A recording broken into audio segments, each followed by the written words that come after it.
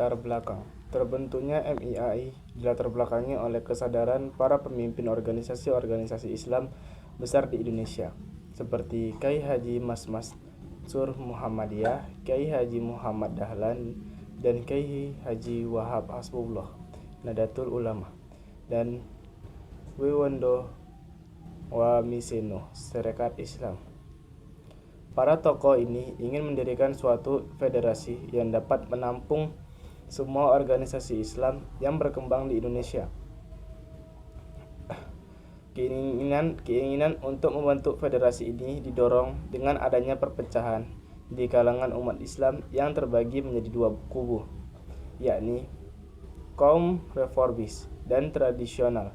Maka dari itu dibentuknya MIAI, Majelis Islam A'la Indonesia, didirikan oleh Kyai Haji Mas Mansur dan rekan-rekannya pada tanggal 21 September 1937. Tujuan MIAI. Pada awal didirikan MIAI bertujuan menampung semua organisasi Islam yang berkembang di Indonesia. Pasalnya, pada masa pendudukan Belanda, umat Islam banyak yang terpecah dan pemerintah kolonial tidak menyukai umat Muslim di tanah jajahannya. Hal itu yang kemudian dimanfaatkan oleh Jepang guna mendapatkan dukungan rakyat. Pada 1942, pemimpin bagian pengajaran dan agama yang dibentuk Jepang, Kolonel Hori, menyelenggarakan pertemuan bersama beberapa pemuka agama Islam dari Jawa Timur di Surabaya. Hori mengatakan bahwa ia hendak berkenalan dengan semua pemuka agama Islam, namun itu sebenarnya hanya dalih saja, karena tujuan utamanya yaitu untuk meminta umat Islam menghentikan kegiatan politiknya di tempat lain.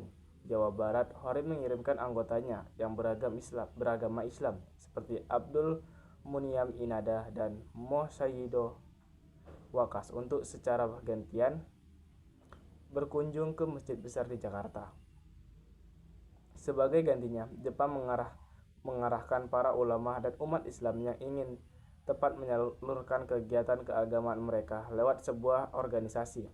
Untuk itu, MIAI dihidupkan lagi dengan tujuan agar semua ormas Islam bisa memobilisasi umat untuk memenuhi keperluan perang Jepang. MIAI kemudian kembali beraktivitas pada 4 September 1942 yang bermarkas di Jakarta. Tugas MIAI menempatkan umat Islam secara layak dalam masyarakat Indonesia, mengharmoniskan kembali Islam sesuai tuntunan perkembangan zaman, turut membantu Jepang dalam Perang Asia Timur Raya. Selain itu, MIAI juga mencetus sebuah program, yaitu rencana membangun Masjid Agung di Jakarta dan universitas. Sayangnya usulan ini ditolak oleh Jepang, yang hanya setuju jika MIAI membentuk lembaga pengelola amal, Baitul Mal.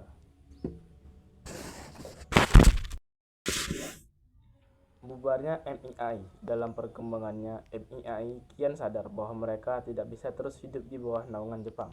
Maka MIAI terus mengembangkan organisasi mereka dengan membentuk Majelis Pemuda yang dipimpin oleh Insinyur Sofyan pada Mei 1943. Tidak hanya itu, MIAI juga membentuk Majelis Keputrian yang diketuai oleh Siti Nurjanah dan menerbitkan majalah bertajuk Suara MIAI. Lewat majalah ini, MIAI mendapat simpati dari umat Islam di Indonesia.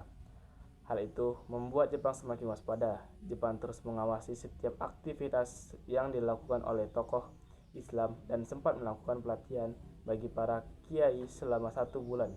Hasilnya, pemerintah Jepang berkesimpulan bahwa para kiai tidak membahayakan kedudukan Jepang di Indonesia. Kendati demikian, MIAI dianggap tidak memberi kontribusi apapun untuk Jepang. Alhasil, MIAI dibubarkan pada November 1943. Organisasi penggantinya adalah Majelis Syuro Muslimin Indonesia atau MASYUMI.